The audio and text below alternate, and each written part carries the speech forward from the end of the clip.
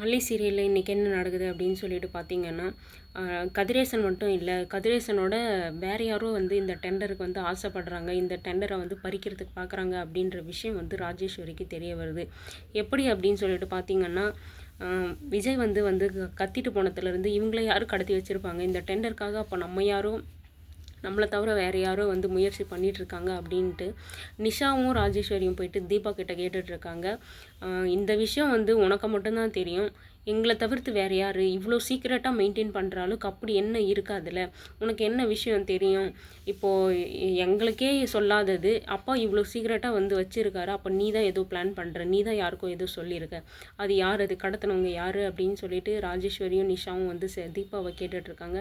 தீபாவுக்கு ஒன்றுமே தெரியாது, ஏன்னா வந்து அவங்க எதுவுமே பண்ணலை அப்படின்ற விஷயம் வந்து இவங்களுக்கு புரியாமல் தீபாவை அடிச்செல்லாம் துன்புறுத்திட்டுருக்காங்க. நிஷாக்கும் ராஜேஸ்வரிக்கும் டவுட் வர ஆரம்பிச்சிருச்சு, நம்மளை தவிர வேறு யாரோ வந்து டெண்டரை எடுக்கிறதுக்கு பார்க்குறாங்க.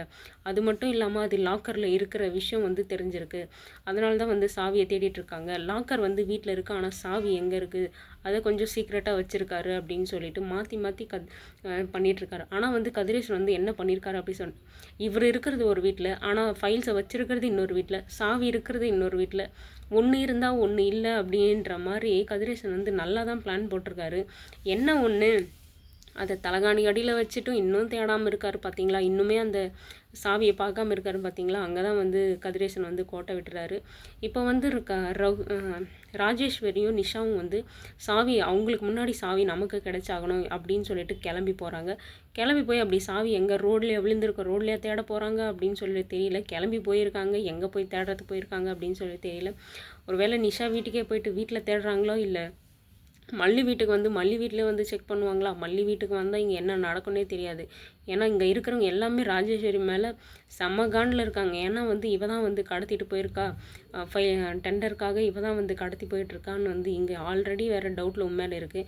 நீ திரும்ப இந்த வீட்டுக்கு வந்தேன்னா கண்டிப்பாக உன்னை நீதான்ட்டு கன்ஃபார்ம் பண்ணிவிட்டு உன்னை என்ன பண்ணுவாங்கன்னே தெரியல. விஜய் அதுக்கு மேலே கடும் கோவத்தில் இருக்கார் உங்களை போட்டு தள்ளுற இதில். ஏன்னா நீங்கள் பண்ணி வச்சுருக்க காரியம் அந்த மாதிரி இருக்குது அப்படின்னு சொல்லிட்டு ராஜேஸ்வரி புரியாமல் தேடலாம் வாங்க அப்படின்னு சொல்லிட்டு போயிருக்காங்க.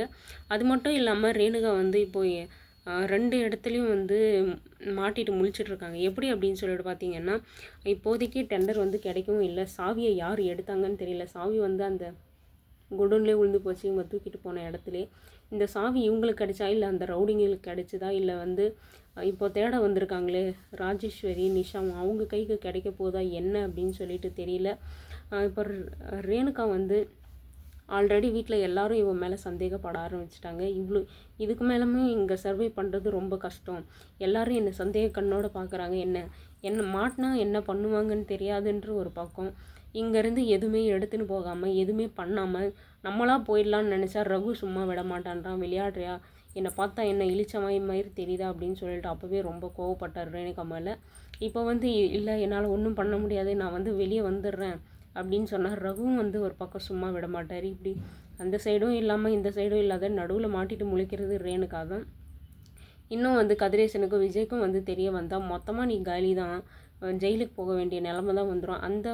அந்த ஒரு சீனை வந்து இன்னும் எவ்வளோ நாளைக்கு இழுத்துட்டு போவாங்க அப்படின்னு வந்து தெரியல. மல்லி வந்து இதுக்கப்புறம் சைலண்ட்டாக இருக்கக்கூடாது. ஏன்னா வந்து இவ்வளோ நாள் வந்து எனக்கு ஆபத்து வருது, இவங்க 2 பேரும் நல்லா இருக்கட்டும், ரேணுகாக்காவுக்காக நான் விட்டு கொடுக்குறேன், விஜய்க்காக நான் விட்டு கொடுக்குறேன் அப்படின்னு சொல்லிட்டு இருந்தீங்க. அது ரேணுகாவே கிடையாது அப்படின்ற விஷயம் உங்களுக்கு இப்போ நல்லாவே தெரியும். இன்னும் ஏன் சந்தேகத்தை கண்ணோடையே பார்த்துட்ருக்கீங்க? இப்போது வந்து வந்திருக்கிற இது வந்து விஜய்க்கு தான் ஆபத்தை தவிர உங்களுக்கு ஒன்றும் கிடையாது.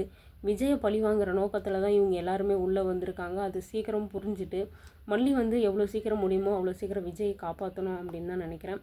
மல்லி வந்து அவங்களோட விஷயத்தில் தான் சைலண்ட்டாக இருப்பாங்க, விஜய் கொண்டுனா வந்து களத்தில் இறங்கி வேலை செய்வாங்க அப்படின்ற விஷயம் நல்லா தெரியும். திரும்ப இந்த மல்லி வந்து பழையபடி வந்து விஜய் கூட நல்லா இருக்கணும் அப்படின்னு சொல்லிட்டு நினச்சிட்டு திரும்ப ஏதாச்சும் இந்த ரேணுகா வந்து சீக்கிரமாக ஏதாவது பண்ணுறதுக்குள்ளே மல்லி வந்து சீக்கிரமாக வந்து ரேணுகாவை கண்டுபிடிக்கணும். அவளை இந்த வீட்டை விட்டு அனுப்பிச்சா மட்டும்தான் வந்து விஜய் கூட மல்லி வந்து பழையபடி இருக்க முடியும்.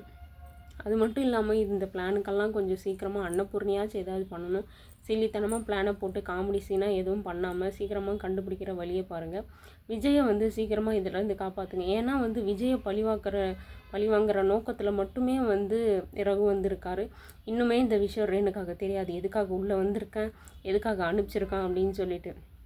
ரகு சொல்லியிருக்கிற விஷயம் எல்லாம் இவங்கக்கிட்ட பணம் நிறைய இருக்குது, இவங்கக்கிட்ட இருந்து பணத்தெல்லாம் பிடுங்கிட்டு இவங்கள நடு ரோட்டில் விடணும் அப்படின்ற விஷயம் மட்டும்தான் வந்து ரேணுகாவுக்கு தெரிய வந்திருக்கு. ரேணுகாவுக்குமே இதுக்காக தான் அனுப்பிச்சிருக்கான் அப்படின்ற விஷயம் வந்து இன்னும் தெரியல. தெரிய வந்தால் வந்து ரகுவோட சேருவாங்களா இல்லை விஜய் கூட சேருவாங்களா?